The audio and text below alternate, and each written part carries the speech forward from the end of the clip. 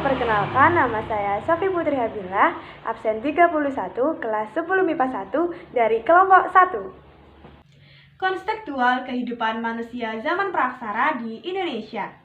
Yang pertama, saya akan menjelaskan tentang keadaan alam di Indonesia. Indonesia merupakan negara di Asia Tenggara yang tersusun atas ribuan pulau yang tersebar dari Sabang sampai Merauke. Berkat itu, Indonesia menjadi negara kepulauan terbesar di Asia, bahkan di dunia. Kawasan Indonesia yang begitu luas membuat kondisi alam di negara ini berbeda-beda di setiap wilayahnya. Kondisi alam itu meliputi keadaan fisik, serta persebaran flora dan faunanya. Meliputi letak astronomis, letak geografis, dan letak geologis. Yang pertama, yakni letak astronomis Indonesia. Secara astronomis, posisi Indonesia berada pada 6 derajat lintang utara sampai 11 derajat lintang selatan dan 95 derajat bujur timur sampai 141 derajat bujur timur. Letak astronomis ini mengakibatkan Indonesia memiliki 3 wilayah waktu, yaitu waktu Indonesia bagian barat, waktu Indonesia bagian tengah, dan waktu Indonesia bagian timur. Yang kedua, yakni letak geografis Indonesia. Secara geografis, Indonesia dikelilingi oleh benua Asia di sebelah utara, Samudra Pasifik di sebelah timur, benua Australia di sebelah tenggara, dan Samudra Hindia di sebelah barat daya. Yang ketiga, yakni letak geologis Indonesia. Secara geologis, Indonesia berada di titik pertemuan 3 lempeng tektonik besar, yaitu lempeng Indo-Australia, lempeng Eurasia, dan lempeng Pasifik. Pertemuan antar lempeng tersebut menyebabkan beberapa daerah di Indonesia rawan terjadi gempa bumi. Yang keempat, yakni iklim Indonesia. Berdasarkan kedudukan lintangnya secara keseluruhan, wilayah Indonesia berada di daerah iklim tropis dengan berciri-ciri sebagai berikut. Yang pertama, yakni matahari bersinar sepanjang tahun. Yang kedua, yakni suhu udara tinggi sepanjang tahun. Yang ketiga, yakni perbedaan suhu antara siang dan malam itu relatif kecil.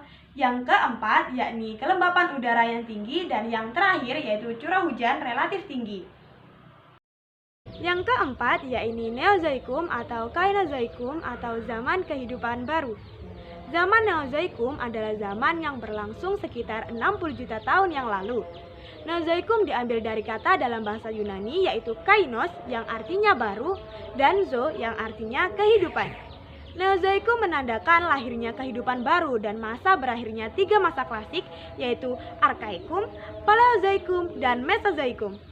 Pada zaman ini dinosaurus telah punah dan mulai muncul binatang menyusui. Ciri-ciri zaman Neozoikum yang pertama yakni munculnya hewan mamalia. Yang kedua yakni hewan reptil besar telah punah. Yang ketiga yakni iklim bumi sudah mulai stabil. Zaman ini terbagi menjadi 2 yakni zaman tersier dan zaman kuarter. Yang selanjutnya yakni penemuan Homo sapiens di Indonesia. Dalam beberapa temuan jenis manusia purba di Indonesia, yang paling mendekati jenis manusia sekarang adalah Homo sapiens. Penemuan fosil Homo sapiens di Indonesia berawal pada 1889 saat Van Richthofen menemukan beberapa bagian tengkorak dan rangka manusia di daerah Tulungagung, Jawa Timur. Homo sapiens di Indonesia kemudian digolongkan menjadi 3 jenis berdasarkan lokasi temuannya. Yang pertama yakni Homo wajakensis. Homo wajakensis ditemukan di Wajak, Tulungagung oleh Van Richthofen pada 1889.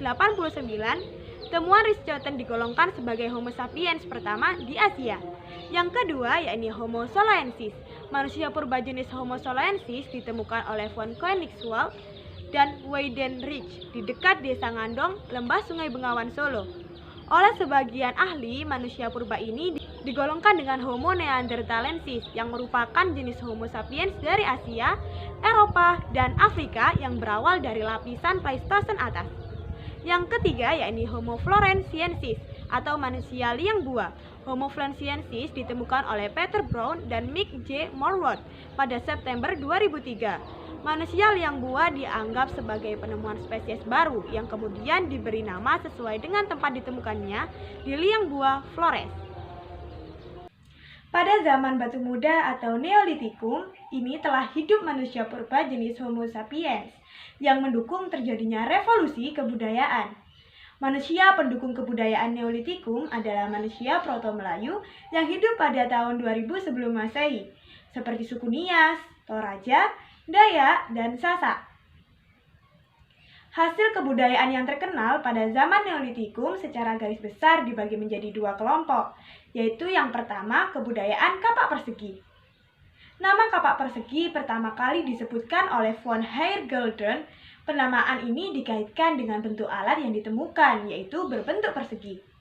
Kapak persegi berbentuk persegi panjang dan ada pula yang berbentuk trapesium.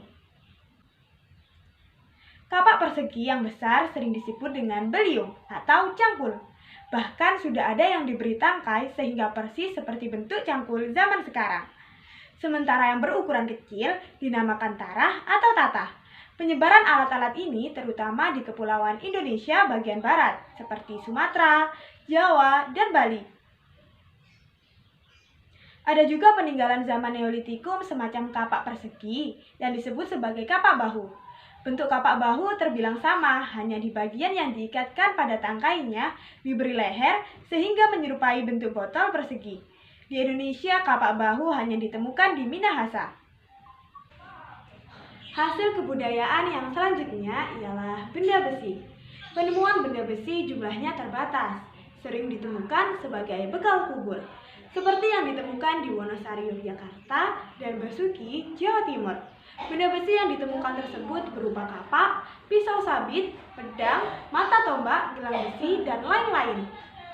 Benda yang selanjutnya ialah gerabah.